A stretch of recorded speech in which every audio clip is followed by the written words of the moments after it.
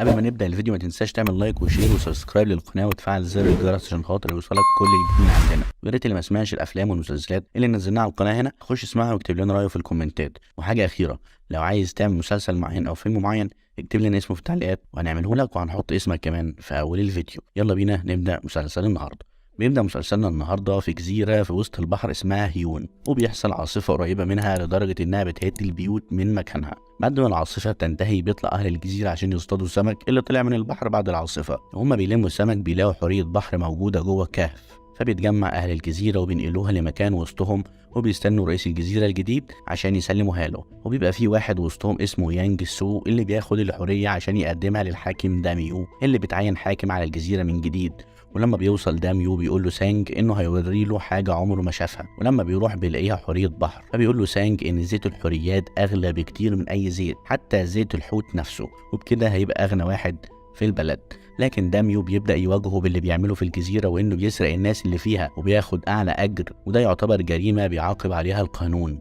لما بيسمعه سانج بيعرف انه مذنب، فبيحاول انه يترجاه عشان ما يتسجنش، وبيقول له انه هيعمل اي حاجه يقول له عليها، فبيقول له انه يسيب الحوريه ليه وهو هيعمل فيها اللي هو عاوزه. فبياخد داميو الحوريه منه وبيروح على البحر، لانه لما شافها بيحس ان في حاجه جواه ناحيتها، وبياخدها على المركب وبيسيبها تنزل للميه، وبتبقى الحوريه مطمنه له لما بتشوف داميو بيعملها بكل حنيه، فبتروح تمديله ايديها عشان تلمسه، وبيشوفوا سانج هو واهل القريه، وبيبقى سانج فرحان ان داميو هيلمس الحوريه وينسى كل حاجه عنه. لكن كاهن القريه قال له ان اللي يلمس الحوريه تبدا بينه وبينها قصه حب ويتعلق مصيره بمصيرها، وهي مش هتنتهي غير بموتهم هما الاتنين.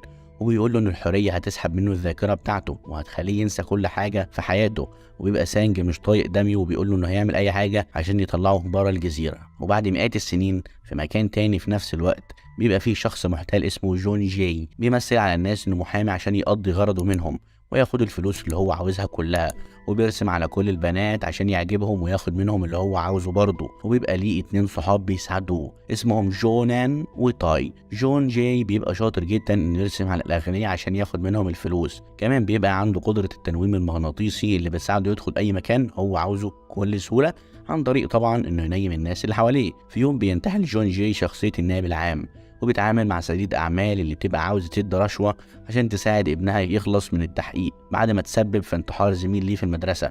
وتاي بيبقى شاطر جدا في التكنولوجيا اللي بيساعد جون جاي انه ياخد من سيدة الأعمال فلوس كتير جدا بعد ما حولتها لحسابه طبعا، وهي ما تعرفش تمسك عليه أي حاجة بعد كده. وللأسف بيتحقق مع ابنها. كل ما التلاتة يخلصوا عملية جديدة كل واحد فيهم بيقضي الأجازة بتاعته في حتة بعيدة لحد ما الدنيا تهدى ومحدش يشك فيهم. جون جاي بيسافر على بلد جنب المحيط لأنه بيبقى عاوز يقضي أجازته وسط البحر، ولما بيدخل أوضته بيحس بحاجة غريبة لأنه بيلاقي أوضته متبهدلة وفيها حاجات كتير جدا متكسرة، فبيسمع صوت جاي من الدولاب وبيروح يفتحه وبيلاقي بنت مستخبية جوه الهدوم اللي لما بيفتح الدولاب بتضربه جامد وبتوقعه على الأرض. ولما البنت بتطلع من الدولاب بتلاقي نفسها قدام المحيط، فبتبقى عاوزة تنزل فيه بأي طريقة. وبنكتشف وقتها إن البنت دي كانت حورية بحر والبحر رماها على الشط، لكنها لما فاقت لقت نفسها بني آدمة، وكمان الديل بتاعها اتحول لرجلين زي البشر. بس جون جاي بيشوفها قدامه بني آدمة فبيشك فيها لأنها بتبقى قافلة إيديها جامد وبيفتكرها حرامية، فبيصورها وبيبعت صورتها للشرطة عشان تقبض عليها. ولما بيفتح إيديها بيلاقيها ماسكة فاكهة، فبيستغرب إنها جاية عشان تسرق فاكهة بس. ولما الشرطة بتاخدها بيفتح جون الأخبار وبيتفاجئ إن البنت دي كان في إيديها إسورة وبتبقى آثار، فبيكلم جونان بسرعة عشان يقول له يبحث عن الإسورة وبيعرف تاريخ الإسورة. في نفس الوقت ده بتبقى البنت دي بتستمتع بأي حاجة تقابلها لأنها بتبقى عاوزة تلعب ومش بتعرف تتكلم.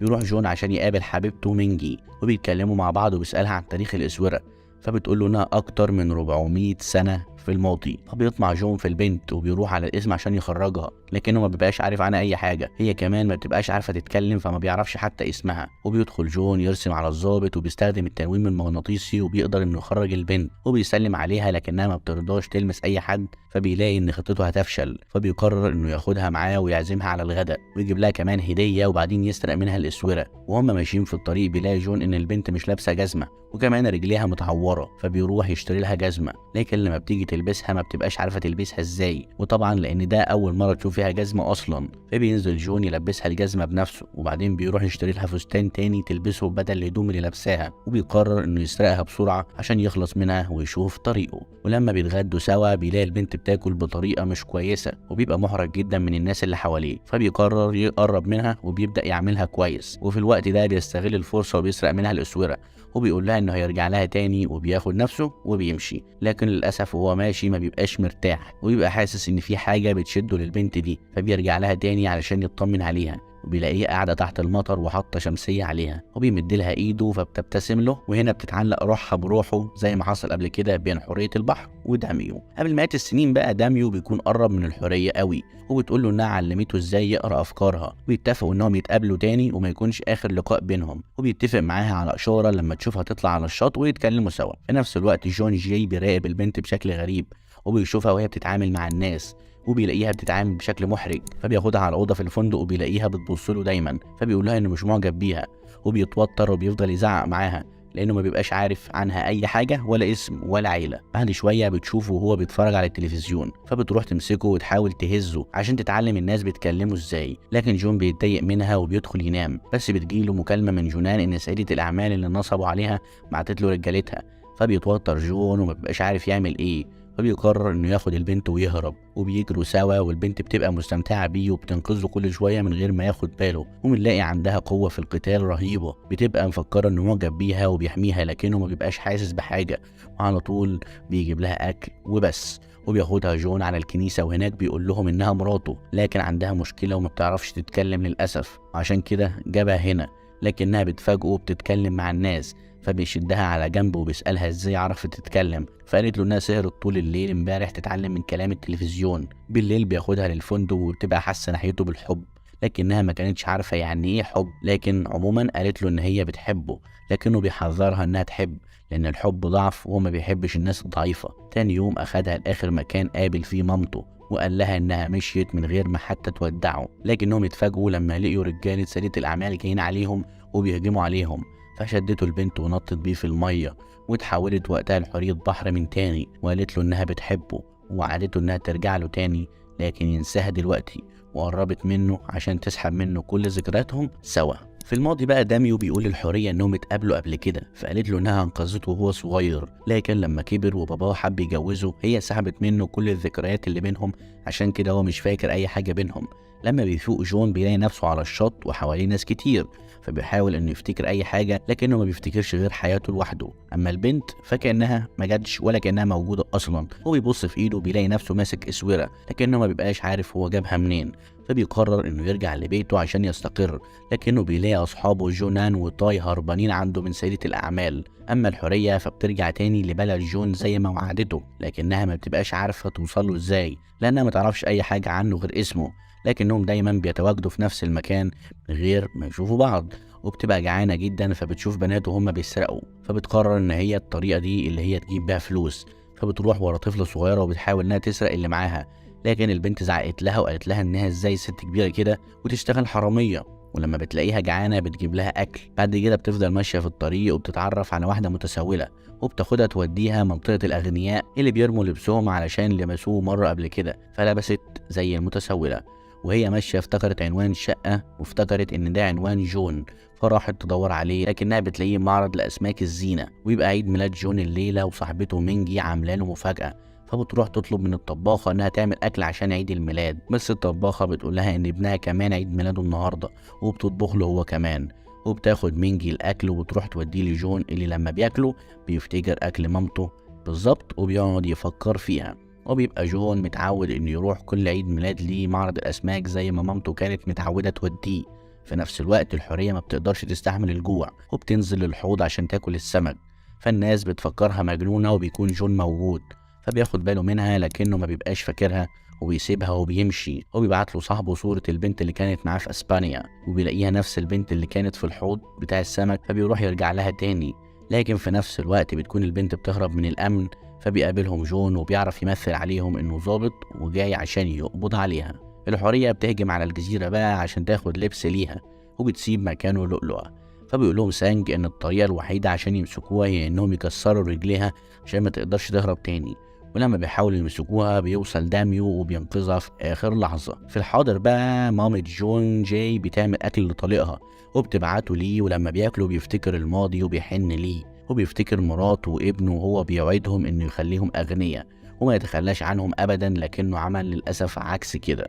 وبيخرج عشان يروح الشغل بتاعه وبيطلب من السواق إنه يجمع معلومات عن جون ابنه، فبيوعده السواق إنه يجمعهم ببعض قريب في أقرب فرصة. في نفس الوقت بتكون مراته شاكة فيه ومركبة جهاز تصنت ليه في العربية عشان تعرف هو بيخطط لإيه. كمان بتكون معينة واحد عشان يراقب الولد ويعرف كل حاجة عنه. بالليل بقى جون بيتكلم مع الحورية وبيسألها عن اسمها وبيقول لها انهم اتقابلوا قبل كده لكنه مش فاكر اي حاجة، لكنها بترفض تقول له حاجة او تتكلم معاه، فبيسيبها ويمشي، بس هي بتمشي وراه. فبيشوفها وفي ناس بينصبوا عليها، فبيرجع لها تاني وبينقذها، وهي بتبقى معجبة بيه لأنه بيحميها في كل مرة. بتسمع صوت الألعاب النارية في السماء فبتفتكر إنه مسدس هيتوقعه على الأرض وبتقوله إنها تحميه، لكنه بيبقى متضايق منها جدا وبيقول لها إن دي ألعاب نارية وما بتأذيش حد. فبتبص على السماء وبتبقى منبهرة جدا بيها، بس هو بيبقى مركز معاها كتير جدا، وهي خاصة انها بتشوف كل حاجة بانبهار، فبيستغرب من طريقتها وافتكر مرات بابا وهي بتعامل وحش. بعد كده بيهددها انها لو ما قالتلوش هي مين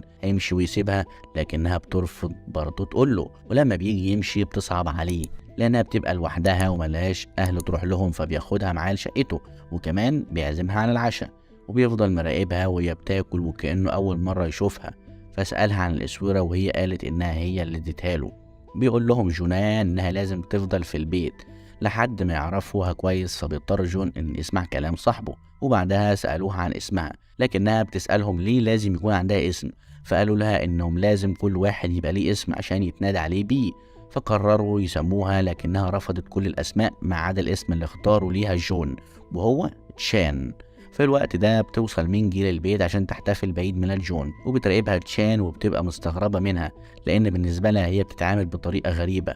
بعد ما بيخلصوا سهرتهم بيجهز لها جون السرير عشان تنام عليه، وبتفضل طول الليل تتنطط على السرير وما بتخليش جون يعرف ينام. ولما بيطلع النهار بتروح تصحيه وتقول له يلا عشان الفطار، وبتتعامل معاهم بشكل غريب جدا. بيخرج جون عشان يروح شغله وبيوصل البلطجي عشان يسأل على عنوانه، لكنه بيلاقي واحد في الحي وبيقتله في طريقه، يلا اي راس وخلاص. وبيعرف جون باللي حصل في الحي فبيجري على البيت عشان يطمن على تشان لانها بتكون في البيت لوحدها. بالفعل لما بيوصل بيلاقي البلطجي واقف على الباب، بيقدر جون انه ينقذها قبل ما يدخل. بنرجع بقى للماضي، وداميو قدر ينقذ الحورية من أهل القرية وخدها لمكان بعيد، وبيقتل سانج واحد من القرية عشان يقول إن الحورية وش شؤم على الجزيرة. جون لما بيوصل بيلاقي يونج واقف على الباب، وبيقدر جون إنه ينقذها قبل ما يونج ما يأذيها. وجون بيزعق لشان عشان فتحت الباب لحد غريب وهي لوحدها في البيت، لكنها بتكون مشغولة باللي بيحصل في التلفزيون وبتسأله عن الناس اللي جواه وبتبقى مفكراه يعرفهم، فبيعمل نفسه بيكلمهم وبيقول لهم انه يعرف النهاية، وبيسألها لو عاوزة تعرف النهاية تقول هي مين، لكنها بتبقى عنيدة جدا ومبترضاش تقول أي حاجة. وبيروحوا الاتنين يناموا، لكن جون ما بيبقاش عارف ينام لأنها كل يوم في نفس الوقت بتعمل دوشة وبيفضل صاحي طول الليل. فبتبص عليه من فوق عشان تضحكه لكنه بيترعب من شكلها. تاني يوم بقى بتوصل مينجي للبيت ودي خطيبة جون، وبتبقى تشان مش طايقاها فبتعض ايديها جامد جدا لانها كانت عايزاها تمشي من البيت. بس جون لما وصل زعق لها وقال لها انه اصلا كان ناوي يطردها النهارده. بتستخبى تشان من جون لكنه بيحاول يخرجها بطريقه ذكيه، وبيقول لها انه هيعمل اكل مشوي وانها لو عايزه تاكل تخرج من مكانها، فبتخرج من مكانها زي الهبله. وبعد ما بتاكل بيديها جون تذكره اتوبيس وتليفون، وبيقول لها ما تكلموش غير لما تنوي تقول له الحقيقه، لكنها بتشاور له على برج وبتقول له ان اول ما التلج ينزل يقابلها هناك، لانها بتبقى عاوزه تعترف له بحبها في المكان ده زي ما بيحصل في التلفزيون عشان يخلص منها وعدها، لكنه كان حاطط لها جهاز تتبع في تليفونها عشان يعرف هي كلمت مين او راحت فين. لكن اصحابه لما عرفوا كل ده زعقوا معاه واتهموه ان ما عندوش قلب لانه خرجها في عز البرد. اما تشان فما كانتش تعرف حد غير المتسوله فراحت لها تاني، وراحوا يلبسوا من لبس الاغنياء اللي رموه في الزباله. والمتسوله قالت لها انها لو عايزه تكسب فلوس توزع الورق ده، وبالفعل راحت عشان توزع الورق. وكان جون بيراقبها من التليفون وسأل نفسه ليه واقفه في المكان ده بقالها مده، وراح يشوفها لقاها بتوزع ورق تبع واحد بيشغل الستات، فبلغ عنه مسؤول المنطقه. عشان يخلص منه. وبعدين بعت لها شباب كتير يشتروا منها الورق وست تديها اكل ولبس. ولما الست دي رجعت له قالت له ان اكيد بيحبها جامد جدا عشان كده حب يساعدها، لكنه انكر. في الوقت ده بقى بيشوف شاب راح يطلب منها رقمها، لكنه اتصل بيها بسرعه وقال لها انه نسي يقول لها على حاجه مهمه، وهي انها ما تديش رقمها لاي حد. لكنها بتفاجئ انه جنبها في المنطقه، فبتروح تتكلم معاه وبتقول له انها دلوقتي بتشتغل وتقبض فلوس كتير، وانها هتاخد الفلوس وتديها له لانه بيحب الفلوس جدا جدا، وبتسيبه وتروح تكمل شغلها. بينزل التلج بالليل، فبتتصل وبتطلب منه يروح للبرج بسرعه زي ما كانت عاوزه، وبيروح وهو مستعجل عشان يعرف هي هتقول له ايه. لكن وهي ماشيه ناحيه البرج بتعمل حادثه، وبيبقى اللي خبطها وابن زوجة والد جون. وبيبقى جون مستنيها لوقت طويل جدا، لكنها للأسف ما بتجيش. ولما بنرجع للماضي بنلاقي ان الحورية بينقذها صديق داميو من اهل القرية ووداها لمكان امن، وراح عشان يجيب داميو. لكن وهو خارج لقى ناس كتير جدا بيهجموا عليه وبيقدروا انهم يرموه من فوق الجبل، وبيفضل داميو واقف يدور عليها. اما في الوقت الحالي فجون بيفضل مستني تشان، ولما نزل من البرج لقى حاجاتها مرمية على الارض، فعرف انها عملت حادثه وفضل يدور عليها لحد ما لقاها، لكنها كانت بتموت. فطلب المساعده من الدكاتره عشان يلحقوها، لكنها للاسف بتموت وما بيلاقيش حاجه يعملها غير انه يمسك ايديها. ففتحت عينيها وبصت له وحكت له انها حلمت انه بينقذها، لكنها كانت بتحلم بالحاكم وهو بينقذ الحوريه من زمن بعيد. بعد كده اتصل باصحابه عشان عاوزهم يعملوا بطاقه، لكنهم رفضوا في الاول عشان ما يضيعوش وقتهم في حاجه تافهه. لكنهم لما عرفوا انها اتشانت اتحركوا بسرعه، ولما راحوا له المستشفى لقوه بيزعق لها عشان بتضيع حياتها، فضربوه وقالوا له ما يعملهاش كده. بعدين بيعرف جون ان اخوه هو اللي خبط تشان، وبيفتكر باباه لما كان بيحب اخوه عنه بالرغم ان هو ابن مراته مش ابنه الحقيقي زيه. تشان بتسالهم هتقعد قد ايه في المستشفى، فقالوا لها انها تعيش فتره مؤقته لحد ما تخف. فقالت لهم انها تتجوز كل واحد هنا لحد ما يجي الدور وتتجوز جون. بيبقى اصحابها محرجين جدا من حوارها، فطلبوا الدكتور منهم انهم يعملوا اشعه على مخها عشان يطمنوا انها كويسه، لان طبعا الكلام اللي بتقوله ده مجنون. بالليل بتوزع الممرضه الاكل على كل المرضى، لكنهم ما بتديش لتشان، فبتسالها وبتقول لها الممرضه انها لازم تكون صايمه عشان هتعمل الصبح عمليه. فبتتصل على جون وبتقول له ان المرضى كلهم جالهم اكل الا هي، فبيضحك عليها وبيقول لها انها لازم تصوم عشان عندها الصبح عمليه. بعد ما قفل معاها اتصل على المستشفى وزعق لهم وقال لهم انها سليمه ومش محتاجه عمليه، وانهم يدوا لها الاكل عشان تتغذى. واتصلت عليه تشان تاني والاكل قدامها وقالت له ان الاكل حلو، لكنه قال لها انه ملوش دعوه. بدات تشان انها تعيش جوه المستشفى والمرضى بقوا اهلها. ولما نزلت للدور الاول شافت مدير المستشفى وهو بيضرب واحد من الامن لانه سمح لواحده وبنتها كانت بتتعالج عندهم انها تدخل تسال بنتها ماتت ازاي جوه المستشفى. فهجمت عليه تشان برجلها المكسوره والشرطه قبضت عليها. لما جم بيتفرجوا على التسجيل جون بيضحك على اللي عملته لانها متهوره جدا. بعدين قرر انه ينتقم من مدير المستشفى وعمل نفسه ابن صاحب المستشفى ودخل مكتبه يدور فيه، واكتشف ان مدير المستشفى مرتشي، فهددوه انه ينفذ طلباتهم اللي كانت بسيطه جدا، وهي انه يعتذر لحارس الامن، كمان يقول للست بنتها ماتت ازاي ويدوا لها تعويض مناسب. الطلب الاخير بقى وانهم ما يقدموش شكوى ضد تشان اصلا. بعد فتره اكتشف نام مساعد ابو جون ان مراته بتراقبه، لكنه قبل ما يبلغ حد بيقتله يونغ. بنروح لجون اللي بيعوض تشان عن التلج اللي نزل قبل كده، وبياخدها عند البرج وكان مستني منها تقول له انها بتحبه عشان يقارن بين صوتها والصوت اللي بيحلم بيه كل يوم. بنشوف في الماضي بقى ان الحاكم لقى صاحبه مرمي من على جرف التله وبيموت، فاخده ورجعه عشان يتعالج في القريه. بعدها قدر يلاقي الحوريه واخدها مره تانية للبحر عشان تعيش. نرجع بقى للحاضر، جون بيسال تشان لو كان في حد في حياتها، فقالت له اه، وبدات انها توصف له وقالت له انه راجل صالح ووسيم جدا، فقال لها ان الرجاله الوسام بيبقوا بتوع بنات. فبتضحك عليه تشان من وصفه لنفسه، وبتبقى الشرطه وصلت للشخص اللي عمل الجرائم كلها في البلد وهو ده يونغ، وقدروا انهم يوصلوا للمعلومات عنه. بنروح بعد كده تاني لتشان وبتكون جعانه جدا وبتبقى واقفه قدام النهر وبتحاول انها تنزل الميه عشان تاكل سمك. ما تنساش ان هي حوريه بحر، لكن بينقذها شاب موجود لانه بيفتكرها هتنتحر، ولما بيبص لعينيها بيعرف انها حوريه لان هو كمان حوري بحر، واختار انه يعيش على الارض بسبب الحب، وطلب منها ما تعملش زيه لان حبيبته سابته لما عرفت حقيقته، وقال لها ان البشر بيتغيروا. كمان استغرب انها ما معهاش فلوس، وقال لها انها ممكن تكسب فلوس كتير جدا بسبب دموعها اللي لما بتنزل بتتحول للؤلؤ وممكن تبيعه وتكسب فلوس كتير جدا. وبيقول لها انه هيساعدها عشان يخلي حبيبها يغير عليها لانه لو ما قالهاش بحبك في خلال شهرين هتموت. بعدها قعدوا يعيطوا سوا وبدات الدموع تتحول الى قالق، وباعوا اللؤلؤ واشتروا لبس جديد ليها واخدها وراحوا على البيت.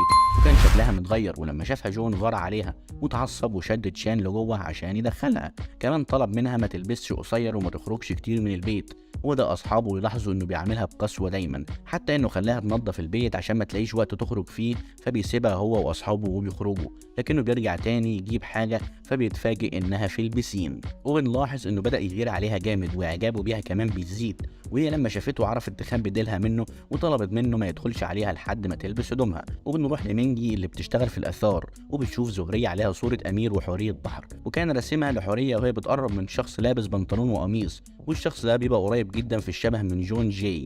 فبيشوفها جون وبيبقى مش فاهم حاجه خالص، فبيروح لدكتور عشان يساعده وبينيمه تنويم مغناطيسي، وبيشوف الحاكم وكمان بيلاقي تشان موجوده وما بيبقاش عارف يفرق بين الحقيقه والخيال. ولما بيفوق بيحس ان في حاجه غريبه في تشان، وهي بيبقى فاضل لها اقل من شهرين وقلبها يقف وما بتبقاش عارفه تعمل ايه، وبيبقى الحل ان جون يحبها في اقرب وقت ممكن. فراحت تتكلم معاه وسالته لو كان بيحبها، لكنه كان بينكر وكل ما تساله ينكر. قررت انها تفضل تحبه وتفضل جنبه طول الوقت عشان يحبها، وطلبت منه انها تروح معاه المكتبه. ولما اخدها سابها وبدا يقرا عن الحاكم داميو والحوريه، وعرف ان الحاكم مات وعنده 27 سنه، وده نفس السن اللي عنده. كمان عرف مات ازاي ومات بسبب ايه، وبيحس ان في حاجات كتير فيه شبه بالحاكم. والحاكم كان بيحلم بجون وهو كمان، وعرف انه هيموت بعد 20 يوم من دلوقتي. وبنعرف ان حوري البحر مات وحبيبته ما لحقتش توصل قبل موته. اما جون بيتعرض لمحاوله قتل من يونغ اللي مأجراه مرات باباه عشان ما ياخدش في الميراث. بتتصل بيه تشان وبتعرفه انها تعبانه جدا، فراح يطمن عليها. ولما بدا يتكلم معاها قالت له انه لو عرف سرها فهيسيبها ويمشي. في الوقت ده جون حس بألم في قلبه شديد جدا ووقع على الارض، ولما وقع حلم بالحاكم وهو بيقول له ان مصيرنا واحد وانك لازم تحافظ على حبيبتك من الاشرار. جون بيفوق بعدها وبيقوم يتكلم مع تشان وبيقول لها ما تستسلمش وتفضل مصره تاخد الحاجه اللي بتحلم بيها. بعدين بيروحوا على البيت وبيعرفوا باللي عمله يونغ وانه مجرم مطلوب. وقتها تشان قالت له انها شافته اكتر من مره وهو بيحوم حوالين البيت، لكنها ما كانتش تعرف ان هو مجرم. وبيحس جون انه لازم يحميها ويحافظ عليها. في نفس الوقت ابن زوجة الاب بيعرف ان مامته بتعمل جرائم كتير ومأجره واحد عشان ينفذ لها الجرائم اللي هي عاوزاها، وبيكون خايف عليها وعايز يوقفها. اما جون بيقرر يدور ورا مرات باباه عشان يكتشف اللي هي بتعمله، وبيرفض طلب تشان انها تخرج من البيت بتاتا، لكنها بتخرج للاسف من وراه وبتروح تقابل المتسوله وبتسالها تعمل ايه عشان جون يحبها. بس جون بيوصل وبياخدها وبيمشي، وبيسالها عن سبب انها بتيجي هنا كتير، فقالت له عشان صاحبتي. فقال لها ان ممنوع تخرجي من البيت لوحدك وانها لازم تفضل معاه طول الوقت عشان يحميها. بعد كده اخدها وراحوا يطمنوا على نام السواق، وهناك بيقابل باباه اللي بيقول له انه بيحبه وعمره ما حب ابن مراته عليه. لكن جون بيفتكر اللي حصل له زمان في بيت باباه وبيعترف لتشان على اللي حصل له زمان. وبعدين بيروحوا على البيت وبيلاقوا جونان بيخطط لعمليه جديده وبيشرك تشان في العمليه، فبيطلب منها انها تمثل انها مرات الراجل الغني ده زي ما كانت بتتفرج على الافلام. وطلب منها جون انها تخرج معاه لكن ما بتتكلمش خالص. بيخرجوا كلهم عشان ينفذوا العمليه، وبيقدروا انهم يغروا فارستهم الجديده اللي بتطلب منهم تستثمر في شركتهم. مينجي بتتصل على جون وبتطلب منه يقابلها في المتحف اللي جمعوا فيه كل حاجه تخص الحاكم داميو، لان في حاجه مهمه لازم يشوفها. بيوصل جون للمكان وبيلاقي صوره الحاكم موجوده ومكتوب فيها احمي حبيبتك وغير مصيرك. جون ما بيبقاش مصدق نفسه انه شايف نفس الشخص اللي بيحلم بيه دايما، وطبعا الاغرب انه بيشبهه جدا في الشكل. لا وكمان قال له الجمله اللي قالها له قبل كده في الحلم لما اغمى عليه. الحاكم لما بيعرف ان فاضل له كام يوم ويموت بعد حبيبته ما ماتت، قرر انه يعمل حاجه وبيقتل سانج عشان يحمي الناس من شره. وبعدها جاب رسام عشان يرسمه ودفن الصوره تحت بيته عشان يبلغ جون باللي هيحصل له عشان ياخد باله. كمان يونج بيحلم نفس الاحلام اللي حلمها قبل كده وبيبقى متجسد في شخصيه سانج. اما جون بيفضل يحلم بنفس الاحلام اللي بيحلمها كل يوم، وبيحكي لجونان على اللي بيحلم بيه. فبيقول له جونان انه لازم يعرف حقيقه تشان لانها مش طبيعيه، ورجليها خفت في نفس اليوم بعد ما انكسرت. وبنروح لمرات والد جون واللي بتبقى بتخطط لقتل جوزها، فبتديله ادويه غلط عشان تاثر بيها على صحته ويموت لوحده. تشان بتخرج من البيت وبتقابل الطفله صاحبتها اللي بيبقى عندها القدره تسمع تشان من غير ما حتى تتكلم. كمان جون بيحس انه بيسمع تشان من جواها وان عنده القدره يحس بيها من غير ما تتكلم برضه. بيكون اليوم ده هو يوم تنفيذ عمليتهم الجديده، وبيروحوا كلهم على بيت مينجي عشان ينفذوا العمليه. لكن جون ما بيعرفش ان الطباخه اللي عند مينجي هي تبقى مامته. بيكون تاي واقف بره يراقب الجو وبيشوف مينجي وهي داخله البيت، فبيحاول يعطلها لحد ما بلغ جونان ان ده بيت مينجي. وبتكتشف تشان انهم نصابين، فبتتضايق من اللي بيعملوه مع الناس. والغريبه ان جون بيبقى سامع صوتها الداخلي، فبيعرف سرها وإنها حورية بحر، وبتبقى تشان مصدومة وبتطلع على أوضتها تعيط وبتتحول دموعها اللؤلؤ. وبيطلع جون تليفونه وبيتفرج على صورتها وبيسترجع بعض الذكريات القديمة لهم. فبيجري على أوضتها لكنه بيلاقيها خرجت، فبيطلع على الشارع عشان يشوفها لكنه ما بيلاقيهاش. وهنا بيتأكد إن كلام الحاكم صح، وإنه رجع هنا تاني عشان يكمل طريقه، وإنه من البداية كان المفروض يغير مصيره اللي الحاكم معرفش يغيره، لكنه للأسف اتأخر وفكر إن حبيبته رجعت لعالمها تاني من غير ما حتى يودعها. بنشوف الحاكم ومعاه الحارس وبيقول له إنهم بيصطادوا كل السمك اللي في المية عشان عاوزين يمسكوا الحورية، فبيتضايق جدا وبيسحب السيف من الحارس. بعد كده بيروح دايونج وبيهدده إنه هيقطع راسه. وفجأة بيصحى دايونج من النوم وبنعرف إنه كان بيحلم. بيقوم يبص من الشباك وبيربط كل الأحداث ببعضها، وبيقدر يتعرف على الحاكم وبيعرف إن جون وتشان هي الحورية، وبيعرف إنهم اتولدوا من جديد في عالم تاني. بعد كده بنشوف تشان بعد ما سابت البيت واخدت كل اللبس اللي جابه لها جون وراحت رجعته للمحل واخدت فلوسه. بعد كده بتتمشى في المول وبتركب المراجيح، وفي نفس الوقت بيكون جون في البيت وبيكون متضايق جدا عشان تشان مش عارف هي فين. فبيدخل الأوضة بتاعتها وبيلاقي العلبة اللي فيها اللؤلؤ اللي هي دموعها، وبيفتكر لما كانت بتقوله إنها مختلفة عنه لأنها حورية. بنرجع لتشان وهي بتتمشى بعد ما بتطلع من المول. بالصدفة بيكون هناك يوتشي أخو جون، بيسألها عن جون، بتقوله إنها ما تعرفش. بيطلب منها إنه يوصلها، فقالت له إنها مش عاوزة ترجع البيت عند جون تاني، وطلبت منه يوديها مكان تاني. المكان ده بقى عبارة عن دار رعاية للناس اللي بتمشي من بيتها وإنها شافته في التلفزيون. بتدخل وبتعمل زي اللي موجودين وبس يا سيدي. بيشوفوها 4 بنات وهي بتخبي حاجاتها. بعد كده بنشوف جون وهو بيحاول يوصل لمكان تليفون تشان، بس مش بيعرف للأسف عشان بيكون مقفول. بيروح للست المتسولة في الشارع وبيسألها وبرضه مش بيوصل لحاجة. بعد كده ال4 بنات بيسرقوا شنطتها وبيلاقوا فيها فلوس والتليفون، فبيفتحوه. فبيعرف جون المكان على طول وبيروح هناك بسرعة جدا. بيلاقي التليفون مع البنات فبياخدوا منهم هو والشنطة، وبيعرف منهم مكانها وبيروح لها. وأول ما بيشوفها بيجري عليها وياخدها في حضنه وبيقول لها إنه عاوز يتكلم معاها عشان ترجع البيت، بس هي للأسف مش بتوافق. بعد كده بنشوف الشرطة وبنعرف إنهم عرفوا إن دايونج كان على علاقة بواحدة اتجوزت مرتين والاتنين ماتوا بنفس الطريقة، واللي هي مرات والد جون اللي كانت على علاقة مع دايونج، وبتعمل معاه نفس اللي كانت بتعمله مع جوازاتها اللي قبل كده، بتديلهم أدوية غلط وبتأثر عليهم.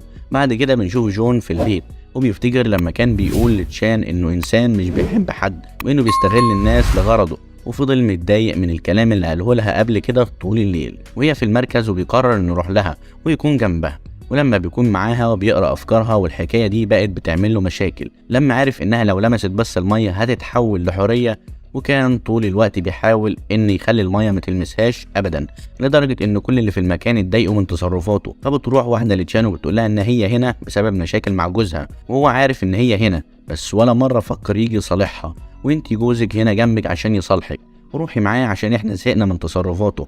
وبالفعل بتقتنع تشان وبتمشي معاه، بس بتطلب منه إنه مش يقدر عليها تاني وبيوافق. بعد كده بنشوف الشرطة وهم بيدوروا على دايونج، وشافوا بالصدفة جون وقبضوا عليه، وكان قلقان جدا على تشان. وقال للشرطة إن مفيش ولا شكوى ضده وإنهم مسكوا الإنسان الغلط، وطلب منهم إن هو يطلب حبيبته لأنها ممكن تكون في خطر. اتصل بيها وقال لها روحي على البيت. بتاخد تشان التاكسي لكن بيطلع السواق هو دايونج وبيخطفها في مستشفى مهجورة، وجون بيدور عليها هو والشرطة لحد ما بيعرفوا مكان التاكسي، وبيروح جون والشرطة للمكان اللي هي فيه. وفي نفس الوقت بنشوف دايونج وهو محضر مية لتشان عشان تنزل فيها لأنه بيكون طمعان في دموعها لأنها بتبقى لؤلؤ. وتشان بتقول له انت طبعا عارف ان الحورية تقدر تمسح ذاكرتك بمجرد انك تلمسها، وكمان اقدر انعنك عشان احمي نفسي. دايونج افتكر احلامه اللي كان بيشوف فيها كل اللي حصل زمان، وبيخاف وبيطلع يجري، وبيفضل جون يدور عليها لحد ما بيلاقيها. واول ما بيشوفها بيحضنها وبيقول لها انا اسف. بعد كده اخدها للبيت وكان معاه الضابط واصدقائه بيكونوا خايفين جدا، وجون بياخد تشان وبينامها على السرير وبيلمس شعرها، وهي بتحس بحنيته لأول مرة، وبيقول لها انه هينقل من هنا وانها هتساعده في نقل الفرش من البيت. وفي الليلة دي كل واحد نام في أوضة، وهو كان سامع أفكارها، وهي بتقول هو أكيد عاوزني أساعده في نقل الفرش عشان أنا قوية. وكان عمال يضحك لأنها حتى التلميحات مش بتفهمها، وفضلت طول الليل تفكر لدرجة إنه مش عارف ينام من كتر ما تفكيرها عمال يوصله، وعمالة تسأل نفسها يا ترى بيحبني ولا لأ. في الآخر لما زهق راح أوضتها وقال لها اسكتي بقى، ولقاها فعلا ساكتة. قال لها نامي بقى وبطلي تفكير. بتسكت، ولما بيمشي بترجع تفكر تاني. من كتر تفكيرها هو كمان مش بيعرف ينام. بيجي تاني يوم وهما الاتنين مش بيكونوا ناموا كويس، وهي لسه مش قادرة تبطل تفكير. هو سامع كل تفكيرها وكل شوية عمال يضحك وشوية بيتضايق. بعد كده بتيجي مينجي وبتكون تشان غيرانة منها جدا، وبتقول لها ان جون بيخط عشان بيحبني.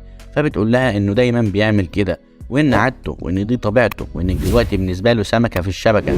فبتتضايق جدا من الكلام ده. وقبل ما تنام راح لها تشون وقال لها نامي وبلاش تفكري في اي حاجة. بيعدي اليوم والصبح بتروح لتاي صاحب جون، وبتقول له انها عاوزاه يساعدها في بحث جون. اول ما شافها اتضايق جدا وغار عليها وقال لها بعيدي عني ومش تقربي مني كده. فهي بتحتار من معاملته. بعد كده بنشوف والد جون وبيكون مريض جدا وحالته بتتاخر وهو في المستشفى. الدكتور بيقول له انك قربت تفقد بصرك. بعد ما بيطلع من عنده بيشوف ام جون، بس مش بيكون شايفها كويس. وبيفتكر لما ام جون دخلت الست اللي هي مراته دلوقتي حياتهم، وهي خطفته من مراته وام ابنه. بعد كده بيتصل هيو على جون وبيقول له ان والدك مريض ومحتاج لك، وانك لازم تكون جنبه لانك انت ابنه الحقيقي وهو جوز امي. وهيو عمل كده لانه عرف اللي امه بتعمله، وبيكون متضايق جدا من اللي هي بتعمله وبتحاول تقتل ابوه. بعد كده بنشوف جون وهو رايح ينام، وقبل ما ينام بيطلب من تشان انها ما تفكرش في اي حاجه، وقرب منها ولمسها وقال لها اطمني. جون كان نايم وبيحلم باللي حصل له زمان هو وتشان تحت الميه، فبيتكلم وهو نايم. فبتسمعه تشان فبتنزل تصحيه، فبياخدها في حضنه وبيقول لها انه كان بيحلم حلم يخوف. بعد ما بيهدى بتروح تنام، بس هو بيقول لها لا خليكي جنبي، وبياخدها في حضنه وبيناموا. واول ما بيروح في النوم بتقوم وبتفضل تردد في افكارها انه بيحبها، وبتكون مبسوطه جدا. بعد كده بنشوف والدة جون وهي في بيتها، وبتكون حزينه جدا وعماله تشرب. بتدخل عليها صاحبتها وبتسالها عن سبب شربها، بتقول لها انها شافت طريقها النهارده، بس هو ولا كانه شافها. بعد كده بنشوف تشان وهي مبسوطه وعماله تساعد كل الناس اللي في الشارع ومحتاجين مساعده. وهي بتقدم المساعده للناس بتتعرف على ام جون بالصدفه لما بتتعرض لمحاولة سرقة، وهي بتلحقها وبيبقوا أصدقاء.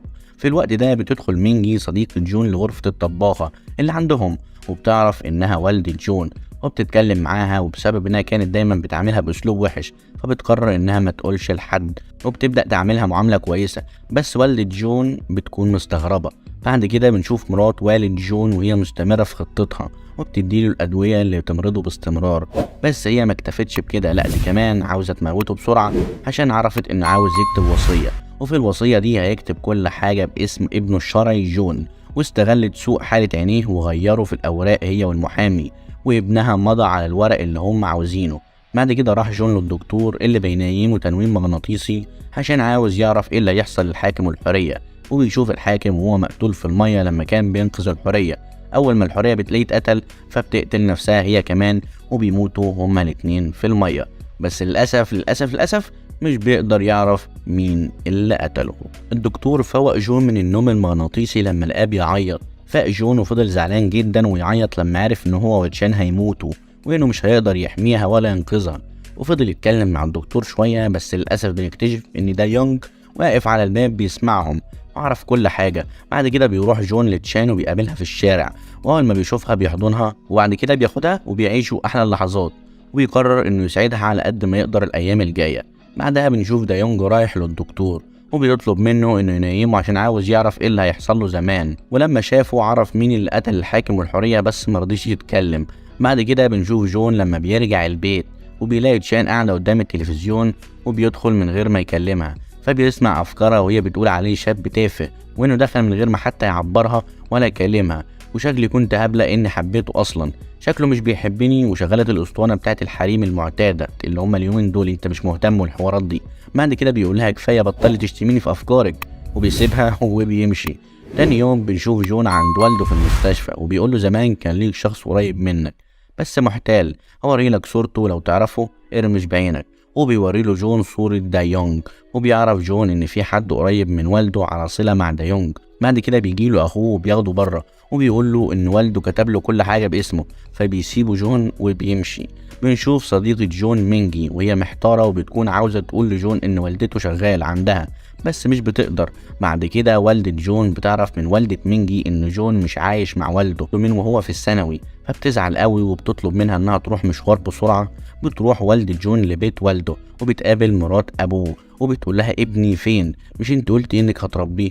بترد عليها مرات والدة جون وبتقول لها ان هو اللي مشي لوحده، فبتهددها والدة جون وبتقول لها انا هرجع ابني لبيته وهرجعك لمكان ما جيتي. بعد كده بتسيبها وتمشي وبتكون زعلانه وهي ماشيه في الشارع وكانت عربيه هتخبطها، بس تشان بتلحقها وبتاخدها وبيروحوا السوبر ماركت، وبنعرف ان اللي كان هيخبطها هيبقى دايونج، وان جون مخلي صديقه يراقب تشان عشان ياخد باله منها، وبيصورها وهي مع والدته وبيبعتها لجون، بس جون مش بياخد باله ان دي امه.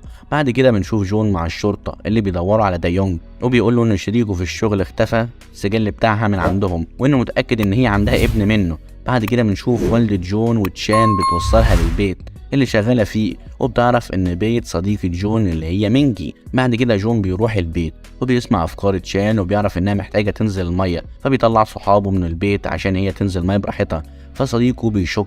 بعد شوية بيدخل فبيلاقي تشان في حمام السباحة وهي حورية، وبيقولها انه هيقول له كل الدنيا، فبتطلع تشان من المية وبتقول له انا موافقة، وبتسلم عليه وبتمسح كل ذكرياته وكل اللي شافه. بعد كده بالليل بيقعد تشان مع جون وبيعرف من افكارها انه مرتبط بيها وانه لو جراله اي حاجة هي هتموت. يقول لتشان انه عارف كل الحكاية وانه كان مخبي عليها عشان ما تتضايقش. تاني يوم بياخدها لمتحف الاثار وبيوريها اللوحة بتاعت الحاكم اللي حب الحرية وازاي ارتبطوا ببعض، ولما سألته عن اللي حصل لهم بعد كده قال لها انهم عاشوا مع بعض سنين كتير جدا، وخاف يقول لها انهم اتقتلوا هما الاتنين عشان ما تتألمش زيه ولا تخاف زي ما هو خايف دلوقتي. بتفرح تشان بالنهاية السعيدة دي. بعد كده بنشوف ام جون وهي نفسها توصل له وعمالة تسأل اي حد عليه، وشوية وبتيجي مرات والد جون البيت اللي بتشتغل فيه وبتقابلها وبتواجهها قدام صاحبة البيت وبتقول لها ان انا مرات الرئيس الاصلية وانك المزيفة اللي طردت ابني، فبتتضايق جدا وبتمشي. بعد كده بنشوف جون مع الفريق بتاع الشرطة وهم بيدوروا على شريك دايونج. بعد كده بنشوف والد جون وهو في المستشفى وبيروح له ابن مراته اللي عاوزة تموته وبيقول له انه لو مات امي هترتاح فانت لازم تموت، وهوب بيشيل عنه كل الاجهزة، وفجأة بيجي دايونج ياخده ويركبوا العربية معاه وبيمشوا. في نفس الوقت ام جون بتكلم عمة جون وبتكون في المستشفى وبتطلب منها رقم جون ابنها ولسه هتديهولها، بتلاقي كل الدكاترة داخلين عند جوزها فبيقع منها التليفون وبيغمى عليها. بعد كده بتتصل عليها تشان وبتقول لها ان عيد ميلادها بكره وانها لازم تحضر، فبتوافق وبتقابلها تاني يوم عشان تاخدها على عيد الميلاد. في نفس الوقت جون بيجيب ورد عشان تشان وبيمشي في الشارع بيشوف تشان ماشيه مع واحده تانية قصاده في الناحيه التانية، فبيشاور لها فتشان بتنادي عليه، فام جون بتقول لها مين ده؟ فتشان بتقول لها ده حبيبي وان اسمه جون جاي، فبتقول لها انه نفس اسم ابني اللي بدور عليه. فبيقرب جون من والدته وهي كمان بتقرب منه وبتفتكر لما كان صغير وجون بيسمع افكار تشان وهي بتقول اول مره اعرف يعني ايه نهايه سعيده. والدة جون بتاخده في حضنها وبتعيط. بعد كده بياخدها ويقعدوا في مكان يتكلموا مع بعض وبتفضل تعتذر له كتير على انها سابته زمان، وهو بيقول لها مفيش داعي للاعتذار، المهم انك معايا دلوقتي، وبيسألها عن صحتها واخبارها. بعد كده بيروحوا لعيد ميلاد تشان اللي بيكون في صديقتها الطفله الصغيره والست المتسولة لو تفتكرهم، وبيغنوا وبيكون عيد ميلاد جميل خالص. بعد العيد ما بيخلص بيقعدوا كلهم مع بعض يتكلموا، وجون بيسأل والدته عن واحدة اسمها جانج، بتقول له ايوه اعرفها وانت كمان تعرفها يا جون. بيقول لها مين دي؟ بتقول له مرات ابوك. بيقول لها بس مش هي اسمها جانج يو. بيقول له انها غيرت اسمها قبل ما تتجوز ابوه، وبيستغربوا جدا وبيرجع يسألها عن اسم البلطجي فبتقول له انها مش عارفاه. بعد كده بنشوف مرات والد جون وهي في البيت بيدخل عليها ابنها ايوتشي وبيسألها مين ابويا الحقيقي عشان انا حاسس ان الراجل اللي معانا ده في البيت مش ابويا. بتقول له ان ابوه الحقيقي يبقى البلطجي اللي هو اسمه دايونج اللي هي جابته سواق عشان يحميهم، وانها اتجوزت اكتر من مرة بس عشانه هو، وانها بتعمل كل ده عشان تحافظ عليه وعشان ما يعيش وحيد وفقير زي ما هي عاشت زمان.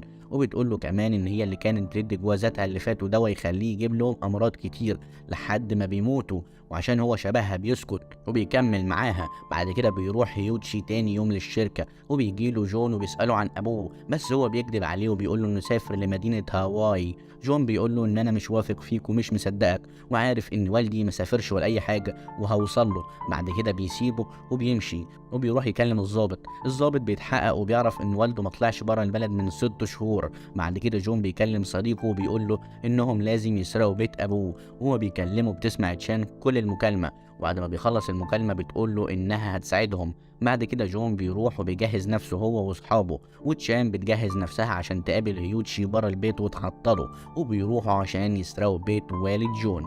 وبيفضلوا مستنيين قدام البيت لحد ما مرات أبوه بتمشي، وبيدخلوا البيت على أساس إنهم هيرشوا عشان الحشرات. وبيدخل جون وصديقه يعطل الكاميرات، وهو بيحط ميكروفون في كل مكان وبيصور كل حاجة، وبيلاقي الدواء اللي أبوه بياخد منه كام حباية. بعد كده بيطلع أوضة أبوه وبيقول له على حقيقة مراته، وإن هي اللي عاوزة تموته، بس أبوه مش بيصدقه ومش بيرضى يروح معاه. بعد كده ابنة يوتشي بتتصل على الخدامة وبتقول له على جون، فبيسيب تشان في الشارع وبيمشي، وبيكون وراه أبوه دا يونج، وبيكون معاه حتة حديد بيكسر بيها مواسير المية عشان تشان تيجي عليها المية وتتحول لحورية بحر. فبتجري لحد ما بتوصل للسطح بتاع العمارة، وبيطلع وراها وبتمسكه عشان تمحي ذكرياته. ولما بتمحي ذكرياته بتشوف كل الحكاية، وبتعرف إنها هتموت وإن جون كدب عليها. وبتسيب دا يونج وبتعيط وتقول كدب، كله كدب. وبتقول له أنا شفت كل اللي أنت قتلتهم في حياتك وعذبتهم. وهو بيخاف منها لأنها كانت عايزة تقتله، بس لحسن الحظ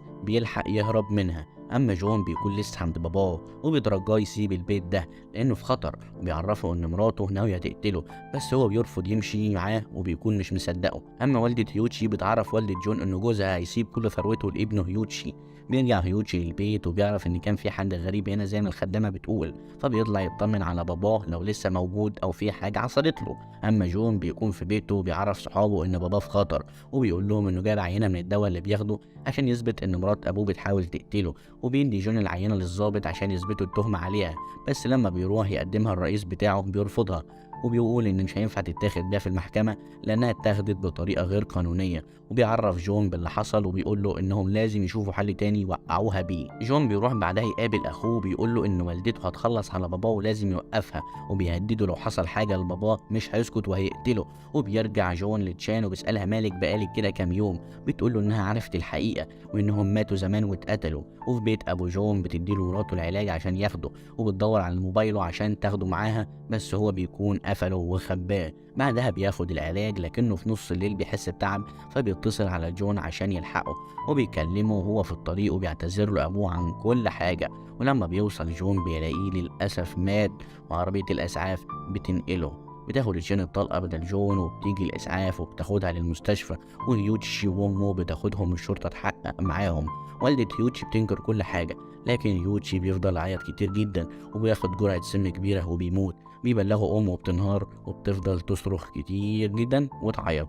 ونشوف تشان بعد ما طلعت من العمليات في المستشفى، والدكاترة بيقولوا إنها معجزة إنها نجت من الرصاصة دي، وبيكونوا مستغربين جدا. وبيفضل جون مستنيها عشان تفوق ليلة كاملة، وبيكون معاه صديقه اللي ساعده وبيقول له إنها مختلفة عننا واحتمال تتأخر على ما تفوق. جون بيقول له لأ، هي مش مختلفة ولا حاجة، ليه بتقول كده؟ بيقول له أنا سمعتك وأنت بتتكلم معاها وعارف إنها حورية ومش من البشر، بس ما تخافش، أنا عمري ما هقول لحد، مع إني بحب الفلوس جدا وضحيت عشانك. وفجأة بتصحى تشان، بيفرح جون جدا وبيقول لها إنه بيحبها جدا وإن حبه ليها مستحيل يخلص. بينام جون جنبها، وبيجي تاني يوم ومرات أبوه بتترحل وبتكون طالعة من اسم الشرطة والناس بتحدفها بالطوب. شافت أم جون في وسط الناس بتبص عليها، فاتعصبت وفضلت تقول مش دي النهاية، اوعى تفتكري ان انت اللي كسبت كده. وبيكون التلفزيون بيصورها وبيشوفها دا يونج شريكها، وبيتصل على الدكتور اللي بينيمه عشان يشوف نهايته. فالدكتور بيتصل على جون بيقوله ان دا يونج هيجيله، ودا يونج بيروح للدكتور وبالفعل بينيمه على ما جون يجي. ودا يونج بيشوف نفسه والعراف بيقوله انه لازم يموت عشان ما يتولدش من جديد، لانه لو اتولد من جديد هيعيش حياة مربكة. ولما بيسيب العراف وبيمشي بتمسكه الشرطة وبيقتلوه، وشريكته بيشربوها السم اللي هي عملته من نفس الزهرة واللي قتلت بيها والد جون. بعد كده بيفوق وبيكلم الدكتور بيقول له ان انت كنت عارف كل حاجة، وبيحاول يخنقه بس بيدخل جون وبيلحقه، والشرطة بتيجي وبتقبض عليه. بيروح لتشان المستشفى وبيلاقي ان كل اللي في المستشفى بيتكلموا عن العملية بتاعتها وان هي معجزة. فبيلبس لبسه الدكتور وبيدخل للمكان اللي بيكون فيه كل سجلات المرضى وبيمسح كل بياناتها. بعدها بياخدها وبيروح على البيت، وهناك جون بيلاحظ تعب تشان يوم عن يوم وان قلبها بدأ يضعف، وطلب منها انها ترجع البحر عشان هو مش عاوزها تموت وعاوزها تكون كويسة، بس بشرط انها تمسح كل ذكرياته معاها. تشان بتقول لجون انها خلاص اختارت بعد كده بيقربوا من بعض، وتاني يوم بتمشي وبتقابل والدته وبتسلم عليها هي وأصدقاء جون وبتمسح لهم ذكرياتهم معاها. بعد كده بتروح لصديقه جون وبتسلم عليها، بتروح بعدها تقابل البنت الصغيرة وبتسلم عليها وبتمسح برضه الذكريات. ولسه هتمشي بتقول لها البنت انت مش هترجعي تاني، ويسألها تشان وانت لسه فاكرني؟ بتقول لها ايوه طبعا. وبنعرف ان البنت دي اصلا امها حورية بحر، وان تشان مش هتعرف تمسح ذكرياتها. تشان بتروح عند البحر وبتنزل وبتسيب جزمتها عند الشط. بيعدي 3 سنين من وقتها وبنشوف جون وهو بيكمل دراسته ودخل كلية الحقوق عشان يبقى محامي ويكون موظف حكومي. وفي يوم وهو سهران مع صحابه بيشرب كتير جدا. بعد كده بيفضل يعيط ويقول وحشتيني قوي، وكلهم بيفضلوا يسألوا بعض هي مين دي، ما عدا واحد بيقول لهم انه بيعمل كده كل لما يشرب. بعد كده بيروح عند البحر وبيقف قدامه بالساعات، وبنشوف تشان وهي في البحر وهي عمالة تعيط وحزينة مش قادرة تنسى جون. فبتطلع من البحر وبتروح المدينة تاني، وهي بتتمشى بتشوف بنت واقفة تبص على حوض السمك، فبتقول لها انها جعانة. قالت لها اه. سألتها انت من اي بحر؟ فبتستغرب البنت جدا لانها عرفت انها حورية. بعد كده تشان بتدخلها المطعم وبتعلمها ازاي تاكل، وبتعرف منها انها طلعت اليابس عشان في واحد بتحبه وخرجت عشان تشوفه. بعدها تشان بتسبح وبتروح لبيت جون وبتدخلها امه تستناه لحد ما يجي. واول بيدخل وبيشوفها مش بيعرفها وبيسألها انت مين، فبتقوله انها كانت معاه زمان وعاشت معاه فترة. وهو بيسمع افكارها وهي بتقوله وحشتني. بعدين بتقوله كنا زمان مع بعض، وهو بيسمع افكارها بتقوله انا بحبك. بس بيسيبها وبيخرج.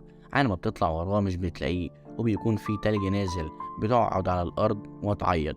بيجي جون بيحط عليها الشمسية وبيقول لها انه منسيهاش ولا يوم ولا عمره هينساها لانها محفورة جوه قلبه. بتقول له بس انا مسحت ذكرياتك قبل ما امشي.